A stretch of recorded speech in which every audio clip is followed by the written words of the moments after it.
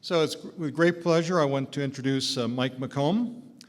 Mike brings a background of traditional archaeology and over 30 years of aviation flying experience to his interest in aviation archaeology.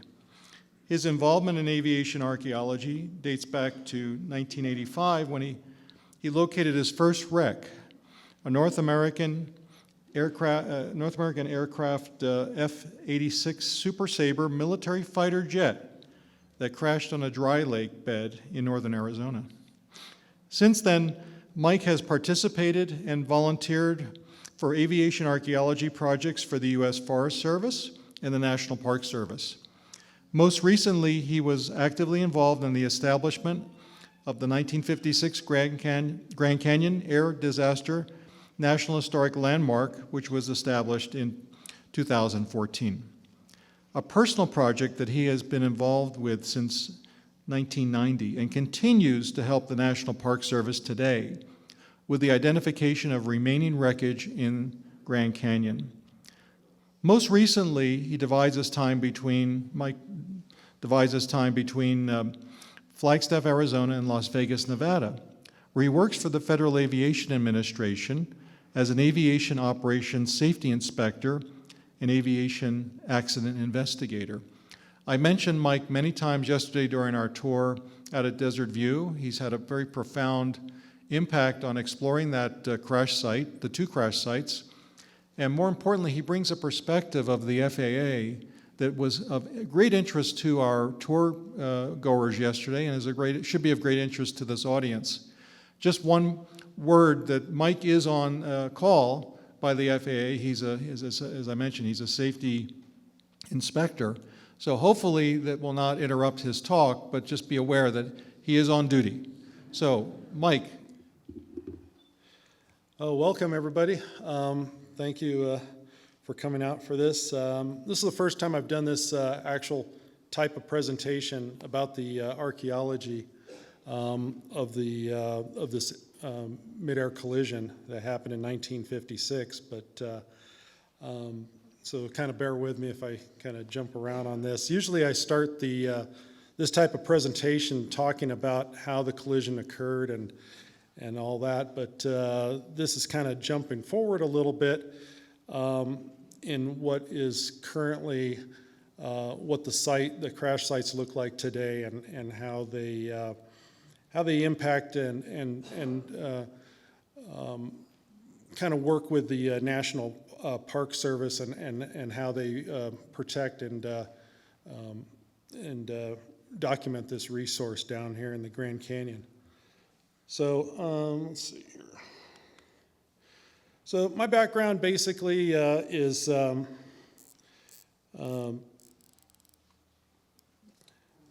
professional archaeologist. I worked with a contract archaeology company down in Phoenix. We did a lot of the Hohokam Expressway project archaeology down there, and before that I was involved in archaeology up in Mojave County, specifically around Kingman area. Got into flying about that same time and became a commercial pilot in 1988. Received a Bachelor of Science degree in Embry-Riddle in the right around the 2000 era, and then started writing, did a lot of writing for the different aviation publications like Flying Magazine and Aviation Weekly. Wrote a couple books, helped with a few channels like Discovery Channel. I helped with that presentation you might have seen with, I think it was called Aviation Disasters. They did a segment on the 1956 Grand Canyon midair. In 2014, I got hired by the FAA and became an aviation safety inspector, and that I got involved with accident investigation, which was something I was very interested in. And right around in the mid-'80s, I was also getting involved with aviation archaeology. So I kind of tied in archaeology and aviation and combine both of those together. This picture behind me here, this is one of the airplanes I used to fly air tours over the Grand Canyon, and I got about 16 years of flying air tours over the Grand Canyon, and specifically over this area called the confluence of the Little Colorado and the Colorado River.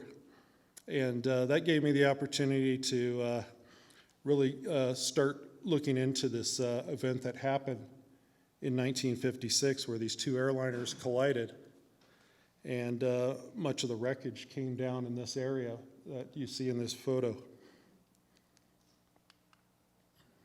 So basically, what is aviation archaeology? Well, Wikipedia says aviation archaeology is a recognized subdiscipline within archaeology and underwater archaeology that is practiced in pursuit of finding, documenting, recovering, and preserving sites important to aviation history.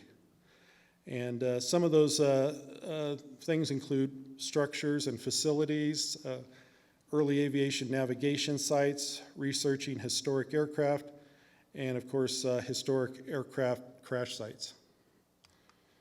And these are some of the structures and facilities that we do research on. Of course, this one down here is the hangar from the late 1920s at Red Butte Airport, just about 7 miles from here to the south. Also work with early aviation navigation sites. I did some of this work with U.S. Forest Service out in New Mexico.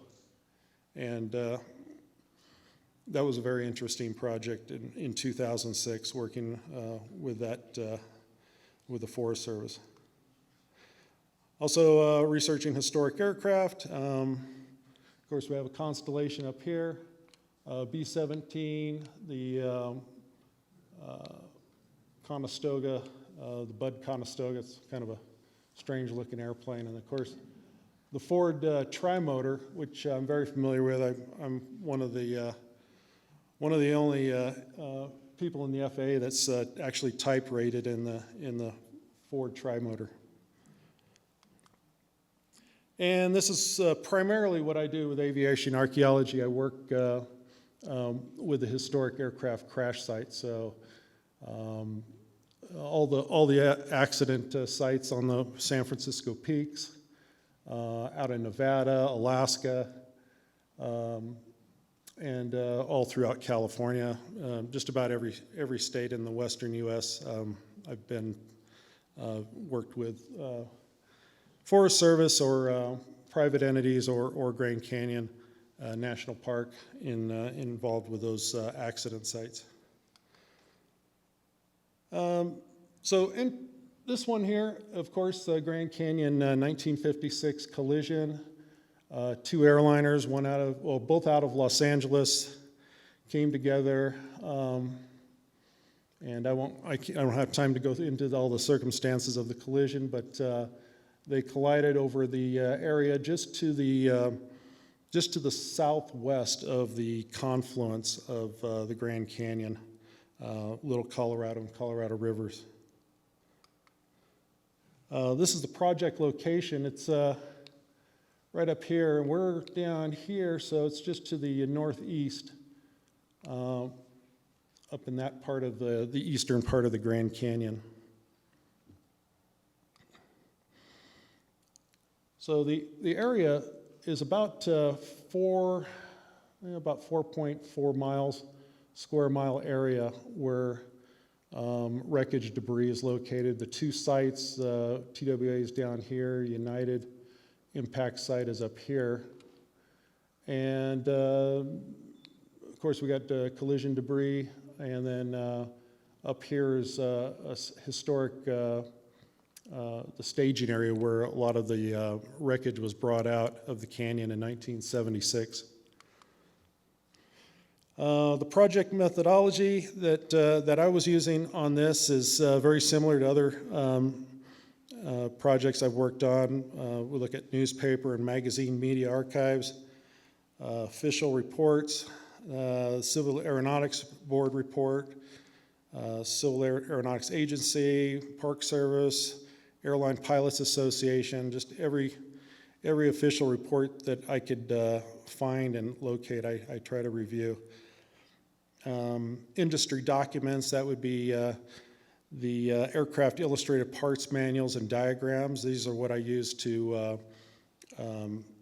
take a bent piece of wreckage and then try to identify what it actually was at the time before the accident. Interviews with those involved, that would include recovery team members, aviation colleagues, anybody that used to work and fly back in the 1950s, and that's those people are getting fewer and fewer as time goes. National Weather Star, we look at the historic archive data for weather at the time in and around the Grand Canyon. Topographic maps, CAB wreckage diagrams, any type of maps that that could be used either from the past or today to kind of orient where the search locations are. Historic photographs are very important. Use a lot of those to see what the area looked like before and compare it to today's photographs. Archival collections, I look at federal, state, and private collections. These are collections that happen to have pieces that were brought in. So the Grand Canyon National Park has a few pieces of these wreckages, and also the state archives down in Tucson also have some wreckage from this collision. And of course, the last thing is field work, and that, aside from all the research, field work is the on-site expeditions and the physical documentation of remaining wreckage. So I looked at 7 areas during my time looking at this. The main impact site on Chuar Butte for United Airlines, the impact site also on Chuar Butte involving the chimney and ledge debris, the main impact site of TWA on Temple Butte, the tail section impact site from the TWA Constellation that broke off in the collision. It also came down in the canyon, and it's located about 1,000 feet from the TWA main impact site. The collision debris field is what I'm working with now, and that covers a big area, and right now it's just basically me trying to find and document pieces from this collision. I look at the recovery effort site. That's on Temple Butte. That's where all the helicopter recoveries were made. There was a campsite there for the recovery team as well, and they left some artifacts also in that. The wreckage salvage staging site from 1976. This is where wreckage was brought out of the canyon and taken on the Navajo land, and trucks were brought in and hauled the wreckage out. So a lot of wreckage was brought out of the canyon during 1976 to try to clean up the crash sites. So I don't know, this slide here is kind of mistitled. It says getting there's half the fun, but really after years of doing this, it's not that much fun anymore. It's kind of dangerous right now. Getting in a little boat and crossing the river from the Beamer Trail, that's a challenge. Dealing with the various climates coming down the trails off the south rim, snowstorms, blizzards, you name it. And then the environment, the Sonoran Desert environment down at the bottom of the canyon is very, it changes rapidly. I've been down there in the canyon when it's 80 degrees and you're sweating, and then you climb up the next day and you're in a snowstorm. So it's a very rugged place and very challenging. So the main impact site for United happened on a ledge on Chuar Butte, just across from the confluence, and occurred about 12 feet from the very top of this this ledge, and this is about 1,000 feet, maybe 900. Site elevation is 4,075. And it's about 1,300, almost 1,400 feet above the Colorado River. And this is what the site looked like in 1976. There was still debris there. The Park Service and airlines wanted to clean up that debris, and they did for the most part.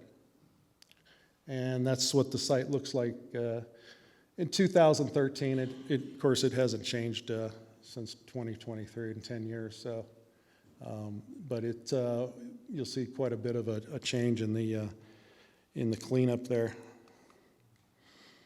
But you can still find small pieces up there, and these look almost identifiable. But when you look at these puzzle pieces, compare them with manuals, look at historic data, you can actually put together these little pieces of puzzle. So you got a circuit breaker switch panel here. This little thing here is a personal effect. It's a military emblem, a medal from one of the passengers. Some coins, a small watch. And this placard here has a part number, and I use part numbers all the time to try to identify some of these pieces, and that actually is a placard from the center console in the cockpit of the aircraft that contained the throttles and all the control levers to operate the aircraft.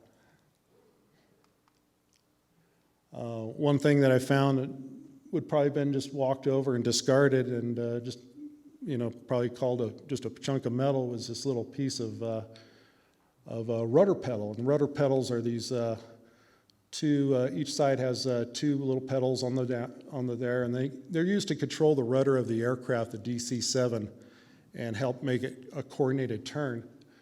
It was interesting to see this little fragment there, and it really kind of tells the story, because these guys in the uncontrolled descent of that DC-7, they were manipulating the control wheel and these rudders, trying to get this aircraft out of its uncontrolled dive before it hit the cliff. One item that really was kind of took me back a little bit was this little placard here that says a 5A window seat. So 5A was a window seat on the aircraft. It was an exit row seat, and it was on the left side of the aircraft.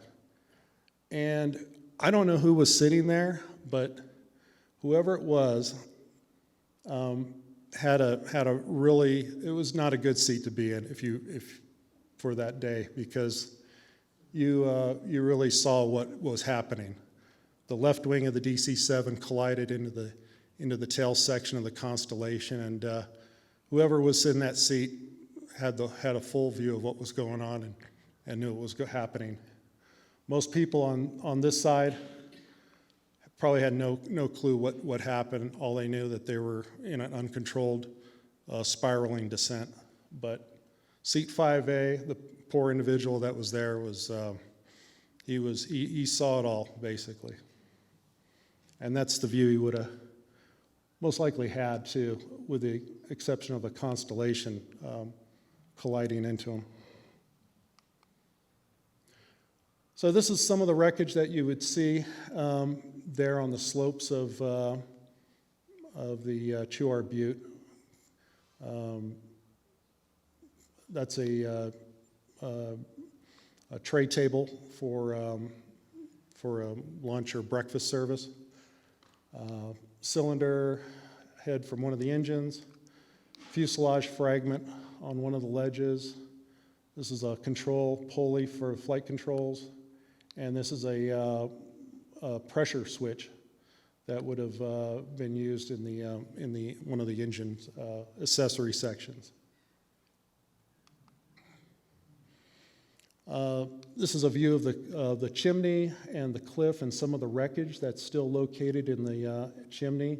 That's about 300 feet, just to give you an idea. And there's still some remaining wreckage in the chimney and on these ledges. North side of the ledge where the plane hit, you'll still see pieces of wreckage just scattered along here. Very difficult to reach. It would take technical climbing and to reach that. The best way to do it nowadays and the most unobstructive and safest is probably using a drone to try to photograph this. And this is something that would have to be coordinated through the Park Service to do, as drones are not allowed to be used in the national park. Some of the other things, personal items, the bottom of a shoe. Another fragment with a placard for Douglas Aircraft Company. Power recovery turbine. Each engine on the 4 engines of the DC-7 had 3 power recovery turbines, and this helped the performance of the engine. It's basically kind of like a turbo that you would find on a car. And okay. And then there's a wheel section there too. Another piece from the United aircraft. Exit door, fuselage. Some ropes still hanging from the 1956 recovery. And the TWA impact site. So I've got more slides, but this kind of gives you kind of an overview of what's down there. And nothing can be removed. It's been that way for years. And the impact site and the area around has still a lot of wreckage that I try to document and help the Park Service in identifying. So thank you very much for your time.